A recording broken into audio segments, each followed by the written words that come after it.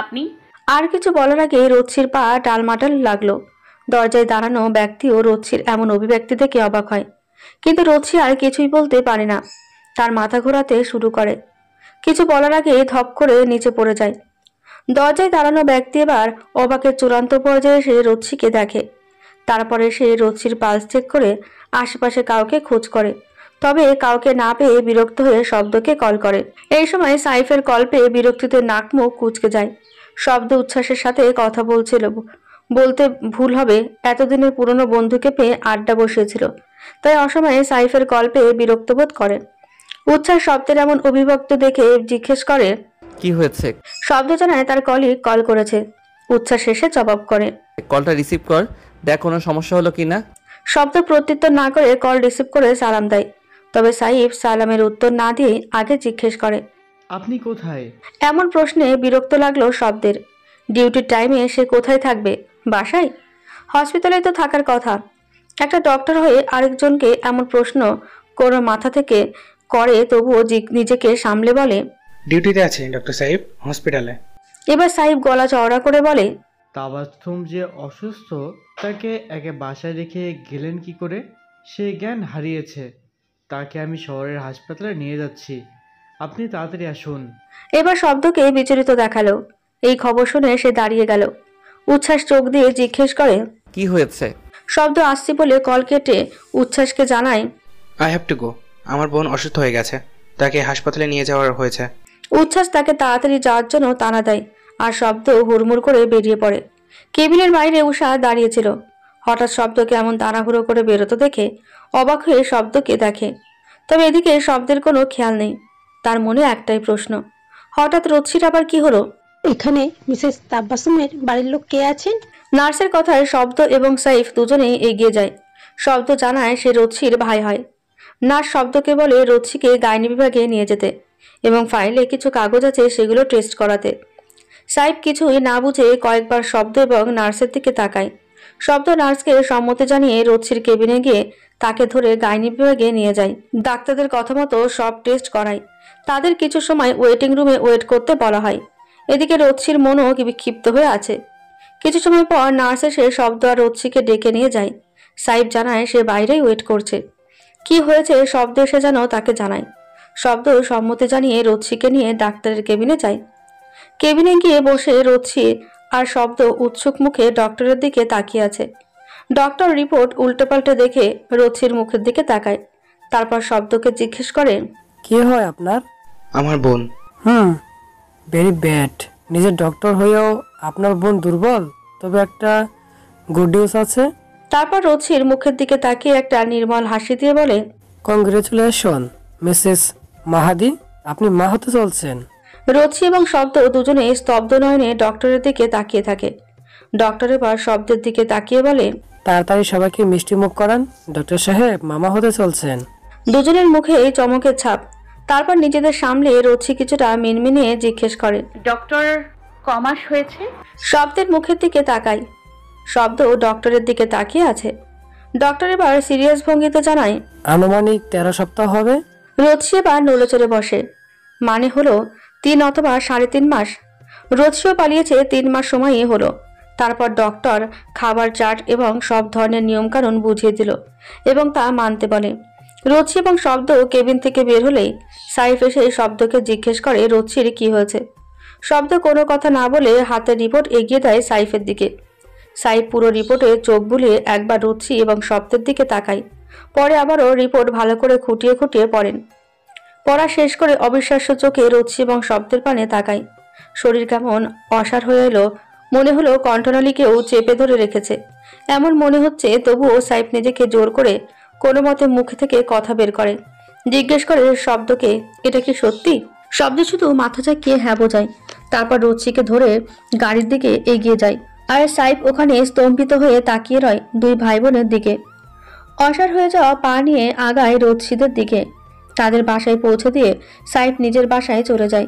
কিন্তু হসপিটাল থেকে বাড়ি এসে দিয়ে যাওয়ার সময় এইগুলোতে কোনো কথা সাইফের মুখ থেকে বের হয়নি। কেমন যেন রোবট ভঙ্গিতে সব করে গেছে। তার কাছে এখনো সবকিছুই অবিশ্বাস্যই ঠেকছে। তাবাসম কি বিবাহিত নাকি না, কি সব ভাবছে সাইফ।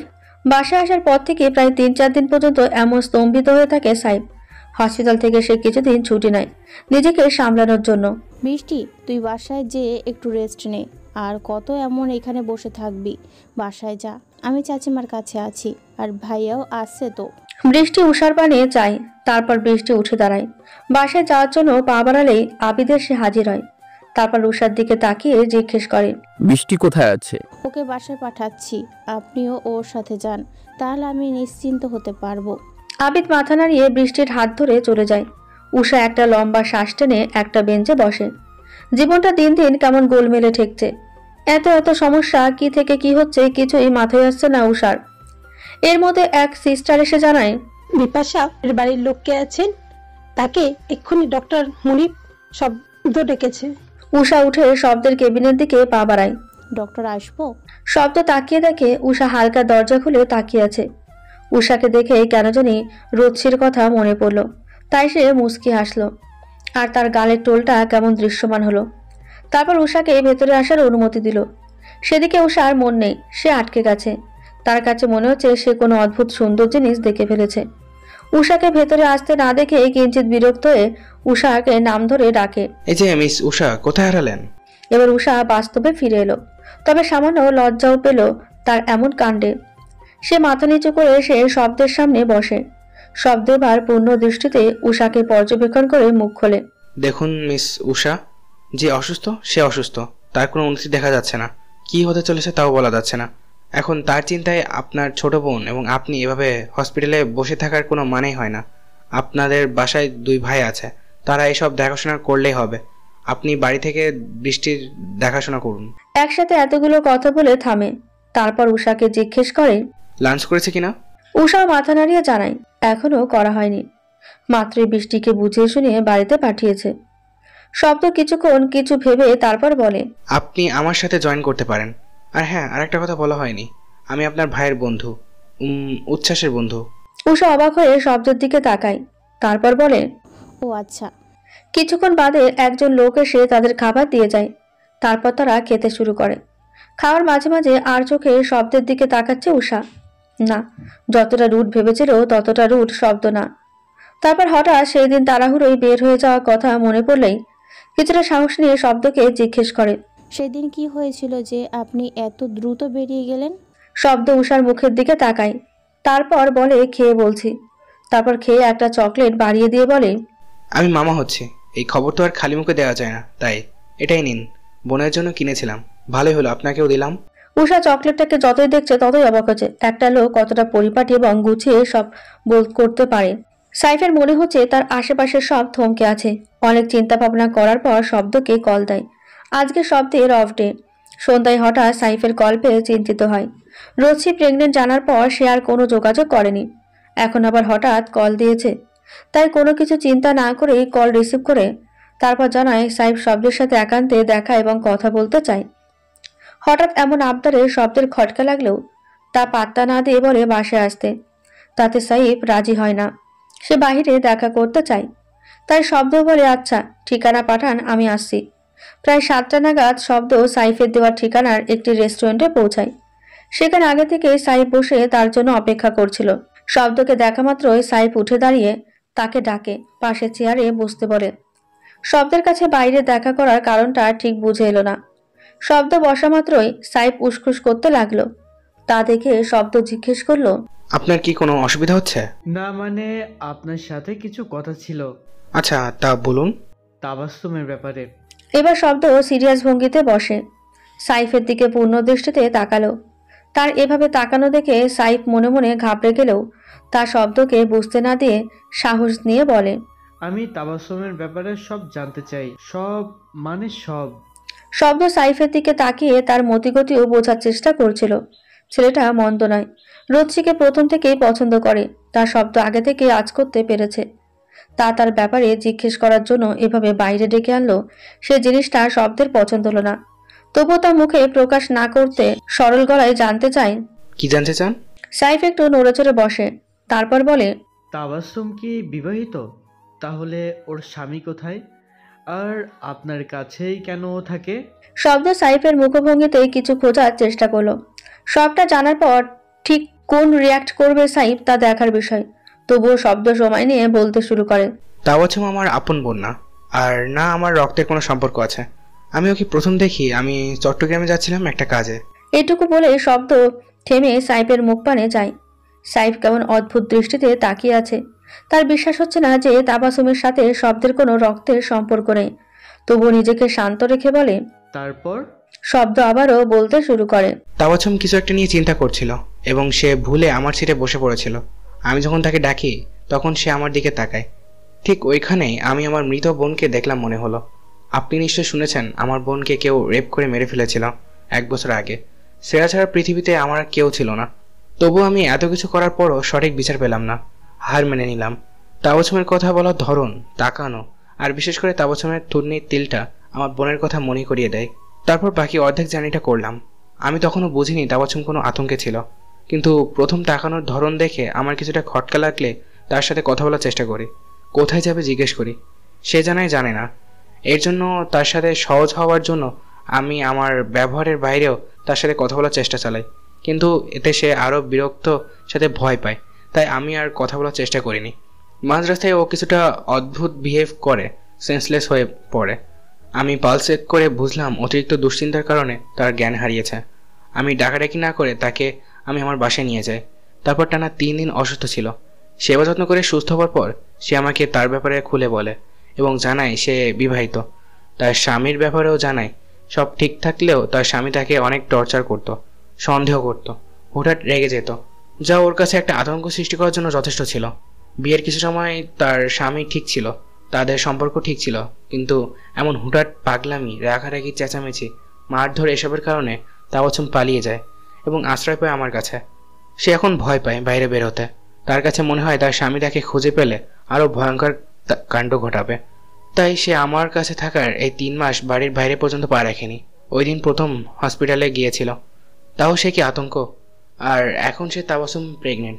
এখন যা দেখছেন সবই আপনার সামনেই। একসাথে এত কথা বলে শব্দ থামে। তারপর সাইফের দিকে তাকিয়ে দেখে সাহিব স্তব্ধ হয়ে তার দিকে তাকিয়ে রয় কিছুক্ষণ। তারপর কিছু না বলে উঠে সে চলে যায়। শব্দ নিঃশ্বাস ছেড়ে চেয়ারে নিজের শরীর এলিয়ে দিয়ে চোখ বন্ধ করে। কিছুক্ষণ বাদে শব্দের ফোনটা আবারও যান্ত্রিক আওয়াজে বেজে ওঠে। তিতিবিরক্ত হয়ে ফোনটা হাতে নিয়ে দেখে রোদসি কল করেছে। আলোর সাথে কলটা রিসিভ করে কানে ধরে।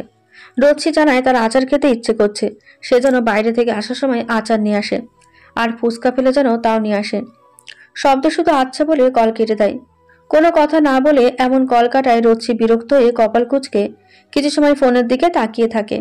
তারপর আবারও টিভি দেখতে ব্যস্ত হয়ে পড়ে। শব্দ বেশ রাত করে বাড়ি ফিরল। রোদসি তাকে জিজ্ঞেস করলো কোথায় গিয়েছিল। শব্দ প্রত্যুত্তরে কিছু না জানিয়ে হাতে থাকা খাবারগুলো দিয়ে নিজের রুমের দিকে চলে যায়। আর রোদসি বোকার মতন শব্দের প্রস্থান থাকে। তারপর ভাবে এর আবার কি হলো। তারপর রোদসির চোখ যায় নিজের হাতের দিকে। সে আর কিছু চিন্তা না করেই ফুরফুরে মেজাজ নিয়ে খাবারগুলো একে একে বের করে খেতে লাগলো। এদিকে সাইফের স্তব্ধতার রেশ বোধহয় কমছেই না। 1 সপ্তাহ আগে জানতে পারে তাবাসুম প্রেগনেন্ট। এখন এত কিছু জানার পর তার অবাকের রেশ কমছেই না। এত বড় অতীত। সাইফের সারা চোখে এক ফোঁটাও ঘুম ধরা দিল না। আর সে একটা কঠিন সিদ্ধান্ত নিল, যা সে তাবাসুমকে কালকে সকালেই বলবে। এসব ভেবে মনকে শান্ত করলো। তারপর ফজরের নামাজ পড়ে ঘুমের দেশে পাড়ি দিল। সকাল সকাল এক পেশেন্টের অবস্থা খারাপ হওয়ার দরুন আজকের সকালেই শব্দকে বের হতে হলো হসপিটালের উদ্দেশ্যে। তাই বাসায় এখন রোদসি আর মিলিখালাই ছিল। মিলিখালা বসে বসে রোদসির চুলে চেল দিয়ে দিচ্ছিল আর বাচ্চাদের ব্যাপারে এটা ওটা বলছিল, যা শুনে রোদসি খিলখিলি শব্দে হেসে উঠছে। মিলিখালা রোদসির সাথে তাল মিলিয়েই হাসছে। হঠাৎ জোরবেল বেজে ওঠায় তাদের কথাবার্তায় ভাটা পড়ে। রোদসি মিলিখালার দিকে তাকালে সে বলে, দাঁড়াও, আমি দেখে আসছি কে এসেছে। রোদসিও মাথা নাড়িয়ে তাকে যেতে অনুমতি দেয়। মিলিখালা দরজা খোলার সাথে সাথে সাইফ হুড়মুড়িয়ে বাসায় ঢোকে। আশেপাশে তাকিয়ে মিলিখালাকে প্রশ্ন করে, তাবাসসুম কোথায়? মিলিখালার এই ছেলেকে একদমই পছন্দ হয় না। নিতান্ত শব্দের কলিক না হলে মুখের ওপর বলে দিত, এই ছেলে তুমি আর এই বাসার আশেপাশে আসবে না। তবুও নিজেকে সামলে সে উত্তর দেয়, সে তার নিজের রুমে, আসেন আমার সাথে। এটা বলেই মিলিখালা হাঁটা দেয়। সাইফও মিলিখালার পেছন পেছন যেতে থাকে। মিলিখালা রোদসির রুমের সামনে দাঁড়িয়ে বলে, আপনি একটু দাঁড়ান, আমি তাকে বলে আসছি আপনি এসেছেন।